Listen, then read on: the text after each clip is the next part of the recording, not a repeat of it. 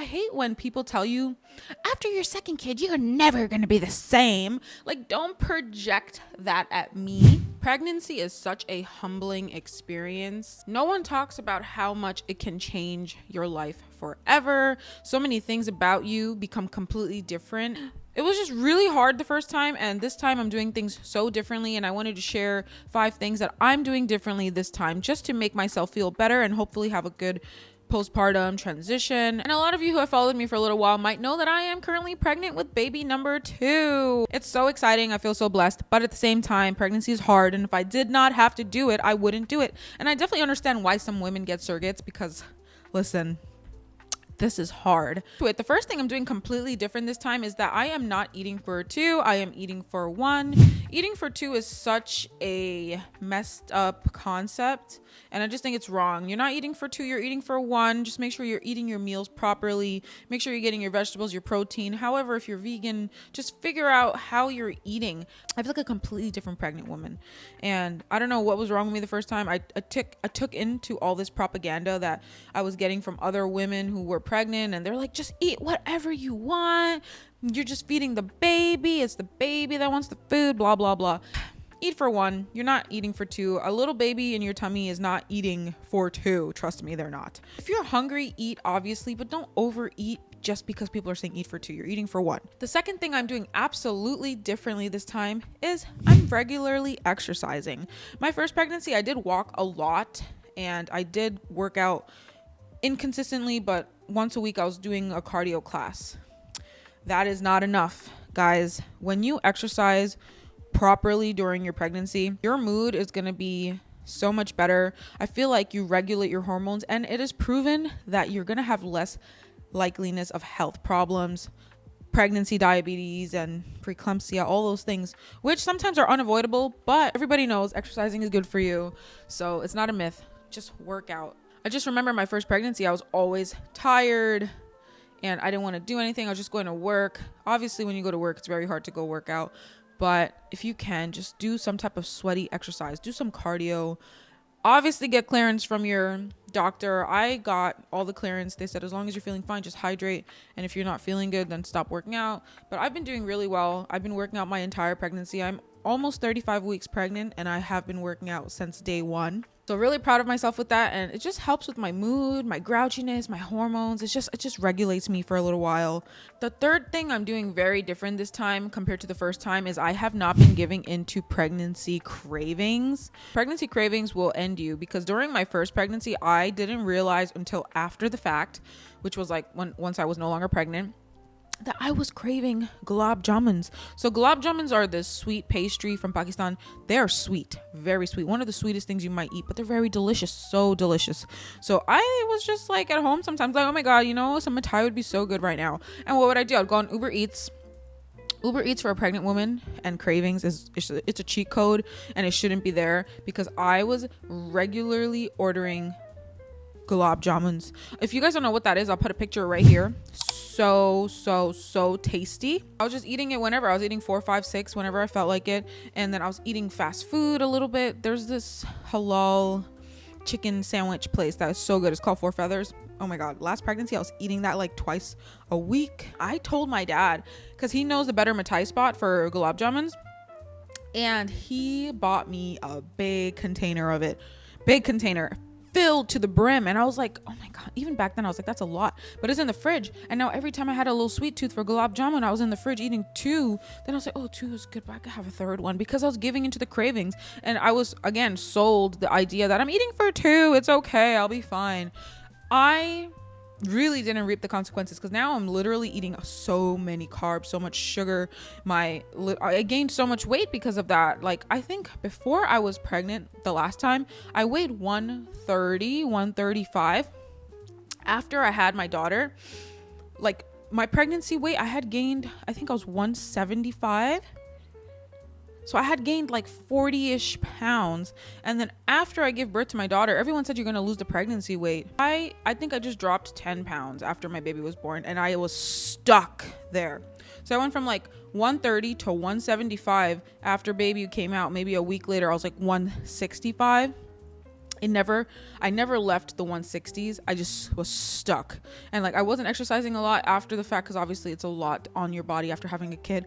So I never got back to my pre-pregnancy weight ever, even now, and I'm pregnant with baby number 2. So you guys can see why I'm taking this so seriously this time. I don't know what is with me and sweet tooths during pregnancy, but I was craving Toro milk tea. So my husband and I would walk on the weekend and I'll get a large Toro milk tea, which is packed with sugar and boba.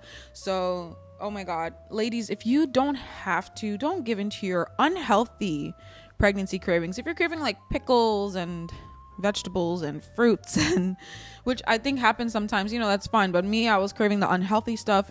Don't do it to yourself. I have been fighting those urges for the entire pregnancy. Of course, I have like variations of what I'll do. If I have a sweet tooth now, I might do like a yogurt with honey, and they're like organic and good for you, and it really hits the spot for the sweet tooth. I've found ways around it, guys, and it really helps, and you don't always have to give in to them. You're not gonna die if you don't have your sweet tooth or your craving during pregnancy, okay? Fourth thing that I'm not doing this time is I have not purchased any maternity clothes. Maternity clothing are just awful. They're unflattering. One, they don't make you look good. You're already feeling plump and bigger, especially in your 3rd trimester.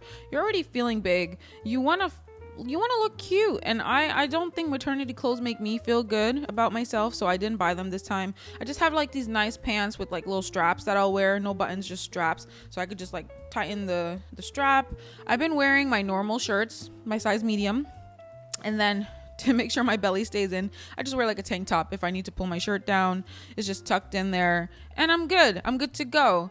So yeah, no maternity clothes this time. We're trying to feel cute out here. I don't care if I'm in my 3rd trimester. I don't want to look like a whale, just like wearing baggy shirt, baggy pants, baggy everything. Just off topic, but I hate when people tell you after your 2nd kid, you're never going to be the same. Like, don't project that at me. You might know someone that never got back to themselves. Doesn't mean that will be me. Don't bring that energy to me. I'm going to make sure I'm eating good, exercising, and just doing what I got to do to get to where I need to be. People will project their beliefs onto you when you are a completely different person. And the 5th and last thing I've done very differently this time is I have 100% prioritized my mental health. And I feel the first time you are not prepared for those hormonal shifts. Like, you think you're on your like menstrual cycle, your hormones are bad. Try being pregnant. It is crazy. I will have days that I am just pissed off, and it was not even for a day. I'll be pissed off for like 3 days straight. And the first time I went through that, I was just angry, and I wasn't acknowledging it, and I wasn't actively recognizing that I'm overly pissed off or overly sensitive or overly emotional. And I think that didn't help. And I'm saying that because when you have your significant other in the house with you, your emotions are going to affect them and vice versa, and it turns into things, right? So I feel like this time I'm so aware of my hormonal shifts. So I'll know when I'm extra pissed off. I'm like, yeah, being extra pissed off is not normal.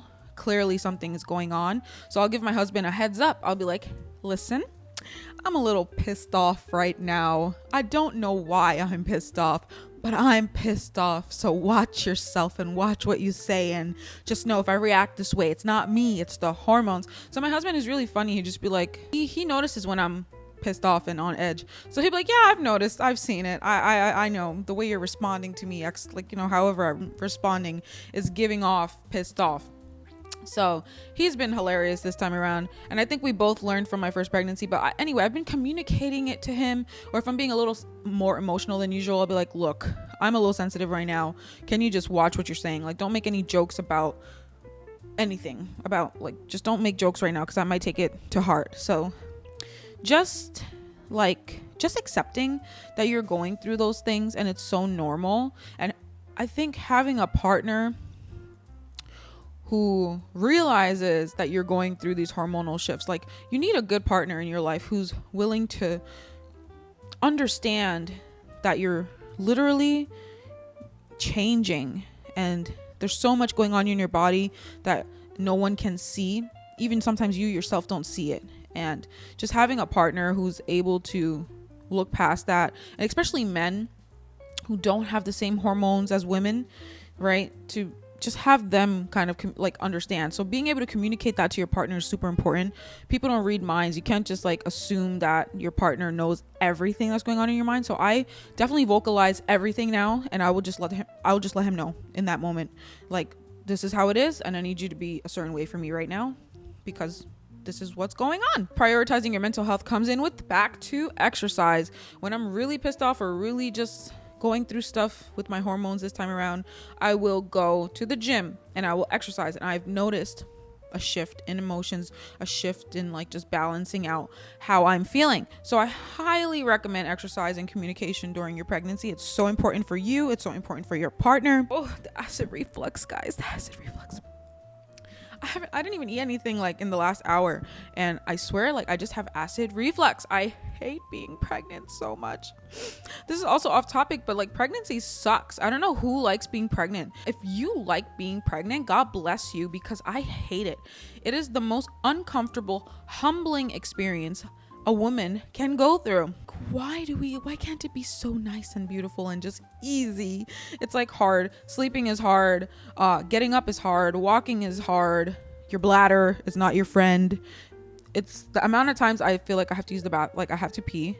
I go to the bathroom, barely anything, and I'm just like, oh my God. And I literally thought that I was gonna pee myself. So it's just really a humbling experience. I don't plan on being pregnant after this for a very long time. Not like extremely long time, but a couple of years, y'all. I need a break. I need to go find myself. Who am I after being a mom of two? I don't have people in my life who have been able to guide me through pregnancy. Pregnancy education for women should be so normalized. It's like a lot of the things I learned about pregnancy, I only learned after being pregnant and then after being a mom. And if you are someone who has people in your life, women in your life that are guiding you through pregnancy, and you expected all of this, you are so blessed. I really wanted to make this video for ladies like me who don't have that in their life, and hopefully this video brought you some lightness to either your first pregnancy or this is your second pregnancy and you just wanted to hear someone's story. And I'm definitely planning on sharing a lot of things that I did during my first pregnancy that did work for laboring, because my labor experience was very good. I went fully natural. So painful. I am not ready for that again. I'm going to a birth center again. I am not ready. I'm like so terrified. Like I don't have nightmares about it, but I'm just like, oh my God, I can't believe that's gonna hurt so much to just get this baby out my stomach. If you like today's video, definitely like and subscribe, and I will see you guys next time.